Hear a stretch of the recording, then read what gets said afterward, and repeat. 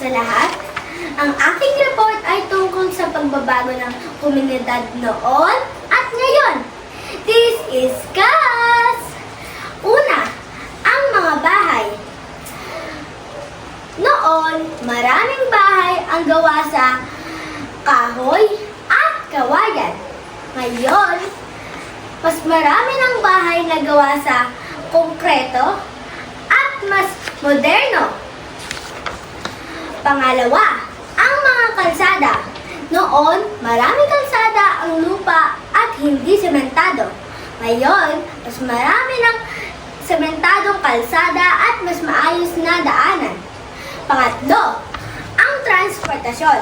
Noon, gumagamit ang mga tao ng kalesa, bisikleta, at iba pang simpleng paraan ng paglalakbay.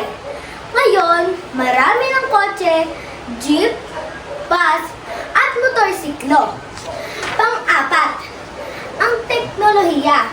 Noon, gumagamit ang mga tao ng sulat at radyo para makipag-ugnayan at makakuha ng balita. Ngayon, gumagamit na tayo ng cellphone, computer, at internet. Pang-lima, ang paaralan. Noon, chalkboard at mga aklat ang karaniwang ginagamit sa pag-aaral. Ngayon, gumagamit na rin ng computer, projector, at iba pang makabagong teknolohiya. Sa kabuuan, malaki ang ipinagbago ng ating komunidad.